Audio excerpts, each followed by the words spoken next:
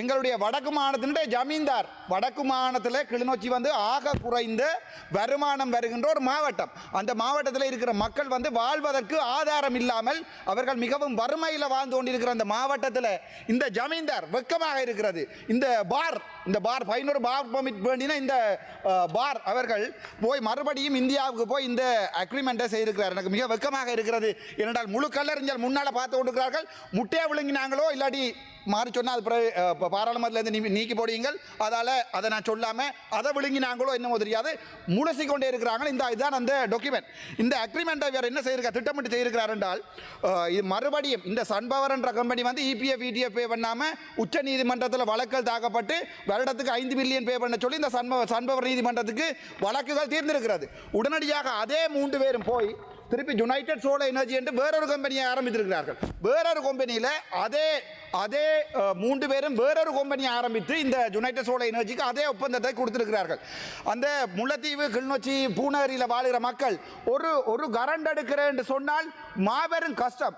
யாராவது புலம்பெயர் நாட்டில் இருந்து வர ஒருவர் ஒரு வீட்டில் போய் சோலார் எனர்ஜியை எடுக்கிறேன்டா மாபெரும் கஷ்டம். 1200 ஏக்கர் காணியை மொத்தமாக 70 மில்லியன் ரூபாய் கையூட்டல் வேண்டிக் கொண்டு இந்த ஜமீன்தார் அவருடைய பேருக்கு 40 மில்லியன், அவருடைய மகனுடைய பேருக்கு 30 மில்லியன். அவருடைய மகன் யாருன்னு பார்த்தீங்கன்னா யாழ்ப்பாணத்து ஜெஃப்னா இந்து காலேஜில் சாரங்கன் என்று சொல்லப்படுகின்ற ஒரு விளையாட்டு முறை வீரர். இவருடைய அக்கௌண்ட்டுக்கு இந்த 30 மில்லியனும் இவருக்கு வந்து 40 மில்லியனும் அண்மைய தினத்தில் கிளிநொச்சியில் இருந்து இந்தியாவிலிருந்து வழங்கப்பட்டிருக்கிறது. அதுக்குரிய ஆதாரங்கள் அந்த செய்யப்பட்ட ஒப்பந்தங்கள் இந்த இதோ நான் வழங்குகிறேன். இதில் வெக்கப்படுறேன் நான் என்னண்டா அந்த கிளிநொச்சி சனம் பாவம். நானும் கிளிநொச்சியில் இருந்தேன். நான் உருத்திரபுரமா உடையார்கட்டா முள்ளிவாய்க்காலா அக்கராயனா சகல இடத்துலையும் வெறுங்காலோட நான் பாடசாலை போடணும். எனக்கு வெக்கமாக கவலையாக இருக்குது. எந்த கட்சியில் நம்பி 8 பாராளுமன்ற உறுப்பினர்கள் தான் பின்னால் இருக்கணும். அவையிட்டே போய் கேட்டேன், அண்ணே மனச்சாட்சி இருந்தால் சொல்லுங்க, நான் இந்த டாக்குமெண்ட்டை பார்லிமெண்ட்டுக்கு அடிக்காம விடுறேன்டா. எனக்கு சொன்ன பதில், தம்பி நீ அடி, அது உண்மையாக இருந்தால் அந்த ஊழல் உண்மையாக இருந்தால் ரசா நீ அடி, ஒரு பிரச்சனையும் இல்லை, அதை அரசாங்கம் தேடி கண்டுபிடிக்கட்டும். ஆனால் நீங்கள் எல்லாரும் இந்த மக்கள் உட்பட எல்லாரும் இந்த ஊழல் பிடிபடும் என்று நீங்கள் நினைச்சால் தம்பி உங்களுக்கு தான் இதை சொல்கிறேன். நாங்கள் யாருக்கும் சப்போர்ட் இல்லை. ஊழல் யாரென்றாலும் நாங்கள் அதுக்கு அடிப்போம். முட்டையை தின்றவர் கத்த தேவை இல்லை. என்னென்றால் இதை இந்த විනාඩි 13ක් කාලයක් 14ක්නේ 13 තැංකු මමට ස්ටොප් වච් එක පටන් ගන්න. නැත්තම් විශ්වාස කරන්න බෑනේ කට්ටිය. ඒ නිසා ස්ටොප් වච් එක දැන් පටන් ගත්තා. வணக்கம். இன்றைய மாதம் வந்து மார்கழி மாதம் உங்களுக்கு நன்றாகவே தெரியும். ஆகவே ஒரு சில வழிகளை தமிழில் சொல்லுவோம் என்று ஆசைப்படுறேன். என்னென்றால் இந்த அரசாங்கம் தேசிய அரசாங்கம் வந்து வருகின்ற போது நாங்கள் ஆசைப்பட்டு நாங்கள் குறைந்தது எங்களுடைய இந்த மாதத்திலே இந்த அரசியல் கைதிகளையாகவது விடுவிப்பார்கள் என்று இந்த ஆனந்த சுதாகரன் அண்ணாவினுடைய மாமியார் இன்றைய தினம் மரணமாயிருக்கிறார். ஒரு குழந்தை பராமரிப்பதற்கு யாரும் இல்லாமல் தவிக்கிறது. ஆகவே இதுகரம் கூப்பி உங்களுடைய மனசுக்கு ஒரு அன்பான வேண்டுகோள், முடிந்தால் இந்த அரசியல் கைதிகளை விடுவீங்கள். அதை சொல்லிக்கொண்டு நேரடியாக வருவோம். எங்களுடைய இந்த இன்றைய சபையிலே மின்சார சபை தொடர்பான இந்த இதில் நடக்கிறது.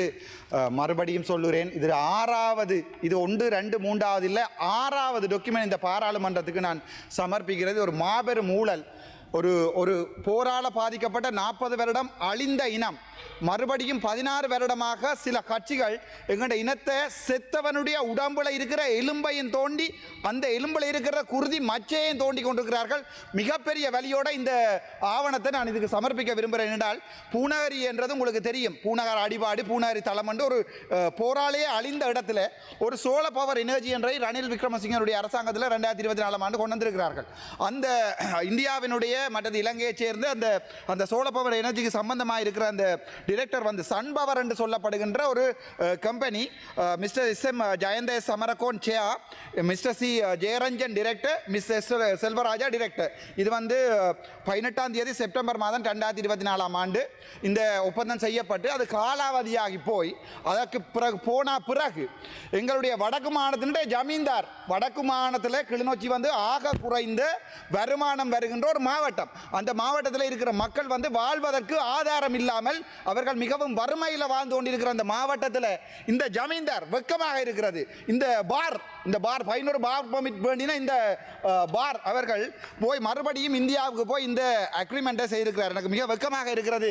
ஏனென்றால் முழு கல்லறிஞர் முன்னால் பார்த்து கொண்டிருக்கிறார்கள். முட்டையை விழுங்கினாங்களோ இல்லாட்டி மாறி சொன்னால் அது பிறகு பாராளுமன்றத்திலேருந்து நீக்கி போடுவீங்கள். அதால் அதை நான் சொல்லாமல் அதை விழுங்கினாங்களோ என்னமோ தெரியாது முழுசி கொண்டே இருக்கிறாங்க. இதுதான் அந்த டாக்குமெண்ட். இந்த அக்ரிமெண்ட்டை வேறு என்ன செய்யிருக்கா திட்டமிட்டு செய்திருக்கிறார் என்றால் இது மறுபடியும் இந்த சன்பவர் என்ற கம்பெனி வந்து இபிஎஃப் இடிஎஃப் பே பண்ணாமல் உச்ச நீதிமன்றத்தில் வழக்குகள் தாக்கப்பட்டு வருடத்துக்கு 5 மில்லியன் பே பண்ண சொல்லி இந்த சன்பவர் நீதிமன்றத்துக்கு வழக்குகள் தீர்ந்திருக்கிறது. உடனடியாக அதே 3 பேரும் போய் திருப்பி யுனைடெட் சோலார் எனர்ஜி என்று வேறொரு கம்பெனியை ஆரம்பித்திருக்கிறார்கள். வேறொரு கம்பெனியில் அதே 3 பேரும் வேறொரு கம்பெனியை ஆரம்பித்து இந்த யுனைடெட் சோலார் எனர்ஜிக்கு அதே ஒப்பந்தத்தை கொடுத்திருக்கிறார்கள். அந்த முல்லைத்தீவு கிளிநொச்சி பூநகரியில் வாழ்கிற மக்கள் ஒரு கரண்ட் எடுக்கிறேன் என்று சொன்னால் மாபெரும் கஷ்டம். யாராவது புலம்பெயர் நாட்டில் இருந்து வர ஒருவர் ஒரு வீட்டில் போய் சோலார் எனர்ஜியை எடுக்கிறேன்டா மாபெரும் கஷ்டம். 1200 ஏக்கர் காணியை மொத்தமாக 70 மில்லியன் ரூபாய் கையூட்டல் வேண்டிக் கொண்டு இந்த ஜமீன்தார் அவருடைய பேருக்கு 40 மில்லியன், அவருடைய மகனுடைய பேருக்கு 30 மில்லியன். அவருடைய மகன் யாருன்னு பார்த்தீங்கன்னா யாழ்ப்பாணத்து ஜெஃப்னா இந்து காலேஜில் சாரங்கன் என்று சொல்லப்படுகின்ற ஒரு விளையாட்டு முறை வீரர். இவருடைய அக்கௌண்ட்டுக்கு இந்த 30 மில்லியனும் இவருக்கு வந்து 40 மில்லியனும் அண்மைய தினத்தில் கிளிநொச்சியில் இருந்து இந்தியாவிலிருந்து வழங்கப்பட்டிருக்கிறது.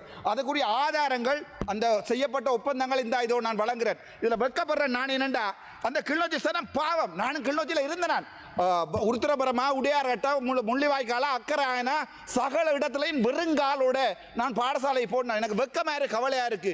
எந்த கட்சியில நம்பி 8 பாராளுமன்ற உறுப்பினர்கள் தான் பின்னால் இருக்கணும். அவையிட்டே போய் கேட்டேன், அண்ணே மனச்சாட்சி இருந்தா சொல்லுங்க, நான் இந்த டாக்குமெண்ட்டை பார்லிமெண்ட்டுக்கு அடிக்காம விடுறேன்டா. எனக்கு சொன்ன பதில், தம்பி நீ அடி, அது உண்மையாக இருந்தால் அந்த ஊழல் உண்மையாக இருந்தால் ராசா நீ அடி, ஒரு பிரச்சனையும் இல்லை, அதை அரசாங்கம் தேடி கண்டுபிடிக்கட்டும். ஆனால் நீங்கள் எல்லாரும் இந்த மக்கள் உட்பட எல்லாரும் இந்த ஊழல் பிடிபடும் என்று நீங்கள் நினைச்சால் தம்பி உங்களுக்கு நான் இதை சொல்கிறேன், நாங்கள் யாருக்கும் சப்போர்ட் இல்லை. ஊழல் யாரென்றாலும் நாங்கள் அதுக்கு அடிப்போம். முட்டையை தின்றவர் கத்த தேவையில்லை. என்னென்றால் இதை இந்த டாக்குமெண்ட்டை நான் இதை போடுறேன். ஆனால் உங்களுடைய அரசாங்கம் ராசா ஒரு நாளுமே இந்த சம்பந்தப்பட்ட புட்டு விற்கிற வரைக்கும் வாழைப்பழம் விற்கிற வரைக்கும் கத்திரிக்காய் விற்கிற வரைக்கும் அரசாங்கம் வந்து ஒரு நாளுமே என்ன செய்ய வேண்டாம், சட்ட நடவடிக்கை எடுக்காது. நீங்கள் வேணுமெண்டா இருந்து பாருங்க உங்களுடைய அரசாங்கம் ராசா, ஆனால் எடுக்காது. ஏனென்றா அண்மையில தினத்தில் போய் அந்த கட்சி போய் காய்ச்சி போட்டு வந்திருக்குது ஜனாதிபதியோட. ஆகவே இப்போ வந்து இவர் என்ன சொல்றாருன்னா ஜனாதிபதி மாதிரி ஒரு நல்லவர் உலகத்திலேயே இல்லைன்னு இப்போ சொல்ல ஆரம்பிச்சிருக்காரு இந்த பார்க்காரர். ஆகவே இந்த ஆதாரங்களை சமர்ப்பித்தா பிறகு இந்த நீதிமன்றத்தில் இந்த இடத்துல வந்து ஒரு நியாயமான இந்த உச்ச நீதிமன்றத்தில் நடக்கல என்றால் இதுக்கு நான் ஒன்றும் செய்யலாது. ஆகவே அடுத்தது நான் பார்க்கணும். இந்த முஸ்லீம் சமூகம் சம்பந்தமாக 2 வசனம் கதைக்கிறேன். இந்த ஆதம்பாவா என்ற அமைச்சர் போய் சொல்லியிருக்கிறார், இங்கே இருந்தால் எழுமெண்டா எலும்பின முதுகு எலும்பி இருந்தால் பாய சொல்லுங்க, இந்த ரோட்டு அரசாங்கம் தான் போடுவோம், இல்லாடி போட மாட்டேன். அது வந்து அரசாங்கம் என்ற சனத்தின் காசு எடுத்து சனத்துக்கு அடிச்சு போட்டு இப்போ நீங்கள் என்ன சொல்ல ரோட்டு போட மாட்டேன்னு சொல்லி வீடியோ வெளியே வந்திருக்கிறது. அதை விட இந்த புத்தளம் வைத்தியசாலை தொடர்பாக ஒரு வசனம் மட்டும் சொல்கிறேன். அந்த வைத்தியசாலையை தரம் உயர்த்துறதுக்கு டிஸ்ட்ரிக்ட் ஜெனரல் ஹாஸ்பிட்டலும் இல்லை, ஒரு டீச்சிங் ஹாஸ்பிட்டலாக உயர்த்தணும் பண்றான் என்னுடைய ஆசை. ஆனால் முட்டாள்தனமான பொய்யான வாக்குறுதியில் வழங்க வேண்டாம். 27 கேள்வி போட்டிருக்கேன் சுகாதார அமைச்சர்கிட்ட, அவர் பதில் சொல்லிக்க அதை நீங்கள் பார்க்கலாம். சரி, அது பிறகு இப்போ ஒரு செம்மறி ஒன்று கழிச்சது. சில நேரங்களில் சில செம்மறியலங்களை பார்க்க பாவமாக இருக்கிறது. சில அதுகளுடைய அறிவு அவ்வளவுதான். அந்த செம்மறியினுடைய அறிவு. அப்போ அதற்கு 4 வசனங்கள் சொல்லணும் மட்டும் நான் ஆசைப்படையில. செம்மறிக்கு இதே இந்த டாக்குமெண்ட் எல்லாத்தையும் யார் எனக்கு தந்தாரோ, யார் இதை கொண்டு இந்த பாருக்கு அடி என்று சொன்னாரோ அவரே செம்மறிக்கு வழக்க போட்டிருக்கார். ஆகவே இந்த செம்மறிகள் கூட்டத்துக்குள்ள அடிபாட்டுகளை நான் இதை விரும்பல. இந்த டாக்குமெண்ட்களை தந்து இவர் இந்த பார்க்காரருக்கு பொறுப்பாக அடிக்க சொல்லி சொன்னதே எங்களுடைய தம்பி செம்மறி அவர்களுக்கு மன்னிக்க வேண்டும். தங்கச்சி செம்மறியோ தம்பி செம்மறியோ தெரியாது, நான் திறந்து பார்க்கல. ஆனால் தம்பி செம்மறிக்கு வழக்கு போட்டவர் தான் இந்த டாக்குமெண்ட்டையும் எனக்கு தந்திருக்கார். இதோட என்னுடைய தமிழுரையை முடிச்சு கொண்டு கැමැති මට සිංහලින් කතා කරන්න මේක මම කියන්නම්.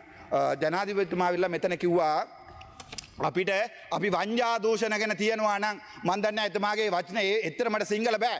වරෙල්ලා මගේ ඔෆිස් එකට වරෙල්ලා 6 පාරක් ඇවිල්ලා මං ඇවිල්ලා ඉන්නේ. දැන් එක පාරක් නෙවෙයි 6 පාරක් ආව ඔෆිස් එකට මේ තියෙන ඩොකියුමන්ට් වංජා දූෂණ ගැන හොස්පිටල් ඩොකියුමන්ට් 5ක්. මේක 6 වෙනි ඩොකියුමන්ට් එක. එතුමා ඉතින් ඇවිල්ලා කතාවක් දෙනකොට මටත් නිින්ද යනවා, හැමෝටම නිින්ද යනවා. ඒක ඉතින් වෙනම කතාවක්. හැබැයි මෙතුමා පොඩ්ඩක් මේ වීඩියෝ එක බලන්න කියන්න. මම මේක කියන එක බොරු නම් එතුමා මට ඇවිල්ලා කෙලිම ගියොත් මම මේ පාර්ලිමේන්තුවේ එළියට යන්නම්. හැබැයි එතුමාට මං අහන්න මේ ජනාධිපතිතුරෙන් අයින් වෙන්න කියලා. එතුමාට ජීවිත කාලයෙන් අයින් වෙන්න කැමති නැතුව ඇති. එහෙම ඉන්න ඕනේ කියලා හිතනවා ඇති. හැබැයි මේක 6 වෙනි ඩොකියුමන්ට්. ඕගොල්ලෝ හිතන්න මං ඇවිල්ලා මේ ටික දාන්නේ ඕගොල්ලෝගේ විරුද්ධවට ඕගොල්ලෝට මේ ඉන්නේ ඇමතිලාට මේවා කරන්න ඕන කියලාද? නෑ. ඕගොල්ලෝ ජංගිසි බොරුවක් ආය ගහනවා. ඒක ඕගොල්ලෝ පාපිස්සෝ ටික ගහලා පොට්ටක් සවුත් වෙනකොට ලොක්ක ඇවිල්ලා දැන් කවුරු සුජීවයියා කිව්වා වගේ ලොක්ක ඇවිල්ලා එකපාරටම හොදලා දානවා. ඒක අහන් ඉන්නකොට මටත් හිතනවා මේ අප්පට සරි මමත් JVP එකට ගියා නම් හොඳයි වගේ. ඊට ඊට පස්සේ හෙට උදේ කියලා බලනකොට සම්පූර්ණම බොරු කතාව. ජනාධිපතිට මම මේ ඉල්ලන්නේ කරුණාකරලා ජනාධිපතිතුමා ඔයාට තාම අපේ රටේ මිනිස්සු තාම ඔයා එළවල නැහැ. ඒ නිසා මේ ඩොකියුමන්ට් තියෙන්නේ. ඔයාලගේ ඇමති කෙනෙක් මිලියන් 40ක් අරන් තියෙනවා. ඊට වඩා මේක ටෝටල් ප්‍රොජෙක්ට් එකේ කෝස්ට් එක ඇවිල්ලා $20 million. ඒකෙන් 10% මෙතනට ගියා කියලා කට්ටිය කියනවා. මම කියන්නේ නැහැ. එතකොට හොයාගන්න මන්න හැබැයි ඕගොල්ලෝ කිව්වා අපි කැපිටලිස්ට් නෙවෙයි අපි ඇවිල්ලා මේ කොමියුනිස්ට් කියලා. අන්තිමට බලනකොට රවි කරුණානායක ඇහුවා වගේ මේ කවුද රනිල් දීපු ඒ ඇග්‍රීමන්ට් එකම ඒ කම්පැනි එක වහලා තව කම්පැනි එකට ඒ කට්ටියම දාලා නම දාලා මනමතක කියන්න. Mr. S.M. Jayant B. Samarakon in the chair Sun Power Company. Mr. C. Jayaranjan මේ අපේ බාස්රි කියලා හැමෝම දන්නවා මේ බාස්රි මන්ත්‍රතුමාගේ හොඳ යාළුවා. තව එක කියන්න මේකේ ඔක්කොම ටික මේ හොර වැඩ කරපු ඔක්කොම ටික හැදුවේ මණිවන්නන් කියලා පුත්කලයා. මට ඒකත් කියන්න අයිතිය තියෙනවා මණිවන් කියන පුත්කලයා අර රොකට් එකක් ඇව්වානේ. ඒ රොකට් එකක් පිටපස්සේ හිටියේ මේ මණිවන්නන් කියලා පුත්කලයා. පුළුවන් නම් හොයන්න ඕගොල්ලෝනේ CID ගාව තියන්නේ. ඊට පස්සේ මේ මණිවන් කියන කියලා පුත්කලයා තමයි රොකට් එකේ සම්බන්ධව අදාළ වෙලා. ඊට පස්සේ එයාව මේ එළියට දාලා එයාට කිසි නඩුවක් නැතුව එයාට සල්ලි හම්බ කරගෙන දැන් ආපෝ හදලා දිනවා ඒ තුමාලාගේ දාලා වෙන කම්පැනි එකක් යුනයිටඩ් සෝලර් එනර්ජි කියලා ඒකට දීලා තිනවා මේක ඇවිල්ලා බිලියන් ගාණක් US වල මේ ප්‍රොජෙක්ට් එක. මේක ඕගොල්ලෝ විරුද්ධ වෙලා පාර වෙලා අවිද්දා හොරු කිව්වා රනිල්ටත් කිව්වා මමත් කියන්න හොරු කියලා. ඉතින් හැබැයි ඒ හොර වැඩක් ඕගොල්ලෝම ආයෙ කරනවානේ. ඒ නිසා මම විශ්වාස කරනවා මේක. තව එක කියන්න ඕනේ මේ අපේ ජනාධිපතිතුමා ඇවිල්ලා එදා කිව්වා මේ මෙන්න මේමයි කතාව. මේ රට කවුරුත් ජාතිවාදී ආවුස්වන්න දෙන්නේ නැහැ කියලා. මගේ මූණ බලලා කිව්වද නැද්ද මට පොඩ බය වුණා. හැබැයි මං කියන්නේ ජාතිවාදී කියන්නේ ඔක්කොටම කලින් ජනාධිපතිතුමා එයා බෞද්ධ කියලා දැනගන්න ඕනේ. ජනාධිපතිතුමා එයා සිංහල කියලා දැනගන්න ඕනේ. එයාලගේ මන්දිරලා ගිහිල්ලා පාරේ කියනවා නම් මේ පිළිම වන්දනාව ගෝත්‍රික වැඩ කියලා. එයා බෞද්ධ වෙන්න ඕනේ. එතුමා තමයි අපිට කියන්න ඕනේ එයාලා බෞද්ධද නැද්ද? මම මගේ උපදින සර්ටිෆිකේට් එක ලියලා තියෙන්නේ දෙමළ හින්දු. ආයෙ පාර කියන්නම් දෙමළ හින්දු. හැබැයි මේ සුජීවයියා වගේ කට්ටිය දෙක මං ආදරේ. ඒගොල්ලෝ හොඳටම දන්නවා උතුරේ ඉන්න එකම පුත්කලයා කතා ගන්න පුළුවන් නම් අඩියක් ගන්න පුළුවන් නම් මට විතරයි කතා කරන්නේ. මම මේ කෙලිම කියන්නේ මම දෙමළ සිංහු. මට කවදාවත් මේ සිංහල බුද්ධාම වෙන්න බෑ. හැබැයි තමුන්නාසලා මට කියන්න ඇත්තටම ඔයගොල්ලෝ සිංහල බෞද්ධද නැද්ද? මට ඒක කියන්න. ඔයගොල්ලෝ සිංහල බෞද්ධ නැත්නම් කවුරු රට ඔසලා කියන්නේ අපි සිංහල බෞද්ධ නෑ. අපි ඔක්කොම ටික මේ මොකරනවා ගියාගෙන ඔයගොල්ලෝ පාපිස්සෝ කියලා. කවුරු හරි ඉන්නවද සිංහල බෞද්ධ මේක ඇතුලේ? මට කියන්න සිංහල බෞද්ධ කවුරු ඉන්නවද කියලා. මට ගට්ස් එකක් තියෙනවා මම දෙබල හින්දු කියලා ඔයගොල්ලෝත් ගවිලා අඩියක් ගන්න. හැබැයි ඔයගොල්ලෝට සිංහල කියලා මතකත් නැහැ, බෞද්ධ කියලා මතක නැහැ, කිසි දෙයක් මතක නැහැ. දැන් ආණ්ඩුවට ආවට පස්සේ පච්චබල් බොරුව කියන්නේ. අයි ඕක කරන්නේ. දැන් මේ නිකන් ඉන්න එදා ආවිල්ලා සාමාන්‍යයෙන් ඔළුව කොණ්ඩේ තියෙන මිනිසුන්නේ සලූන් එකට යන්න පුළුවන්. මේ ඉස්සරහා ඉන්නවා එක්කෙනෙක් ඌට ඔළුව කොණ්ඩ නැහැ. කොණ්ඩ නැති හින්දා එයාට දැන් සලූන් කොදේ හොයද තියෙන කියලා හොයාගන්න බෑනේ. එතුමා ආවිල්ලා ප්‍රකාශ කරා උතුරේ හමුදාවෙන් එක සලූන්ලු තියන්නේ. හමුදාව දාපු එක සලූන්ලු තියන්නේ. මම අභියෝග කරනවා මේ මම නම 14ක් තියෙනවා සලූන් එකේ. ඒ 14ම මම කියලා දාන්නම්. ඒක බොරු නම් මම යනවා පාර්ලිමේන්ත එළියේ. හැබැයි මෙතුමා කියපු එක බොරු නම් මෙතුමාගේ පිරින්දත් අරගෙන එළියට යන්න කියන්නේ. ඒක තමයි අභියෝගය. මේ තියන්නේ කේකේස් එකේ තොණ්ඩමනාරු පාරේ එකක් තියෙනවා. ඊට පස්සේ වවුනියා බම්බමඩ කැම්ප් එකේ ඉස්සරහා තියෙනවා මේ සලූන් එකක්. ඊට පස්සේ වවුනියා ප්‍රිසන් එකේ ඉස්සරහා එකක් තියෙනවා. ඔබතුමාට තව විනාඩි 2ක කාලයක්. thank you. ඊරට්ටයි පෙරියන්ගුල කැම්ප් එකේ ඉස්සරහා එකක් තියෙනවා. පරිචිගුලන් කැම්ප් එකේ ඉස්සරහා එකක් තියෙනවා. කිල්නොජි විශ්වමඩ පුන්නයි නීරාවිය එකේ තියෙනවා. අක්කරායන්ගුල STF කැම්ප් එකේ ඉස්සරහා තියෙනවා. අපි කියන්නේ මේ ඒක වැරදි කියලා. හැබැයි වෙලා තියෙන්නේ සාමාන්‍ය කොණ්ඩ කපන්න එක්කෙනෙක්. දැන් මෙතුමාට යන්න ඕනේ නැහනේ. මෙතුමාට නැත්තම් මේ පැත්තේ ඉන්න අයට සමහරුන්ට ඔළුව කොණ්ඩ මොකුත් නැති නිසා සලූන් එක යන්න නැතේද? සාමාන්‍ය මිනිස්සු යන්නේ මාසෙ එකට එකමාරක එකපාරට තමයි මේ සලූන් එක යන්නේ. එතකොට එතන ඉන්නේ 200යි 300යි. එතන ආමි කැම්පෙන් ගිහලා මේ සලූන් එක දාගත්තා නම් කොහමද එතන ඉන්නේ මිනිස්සු වැඩ කරන්නේ? අයි පට්ටබල් බොරුවක්.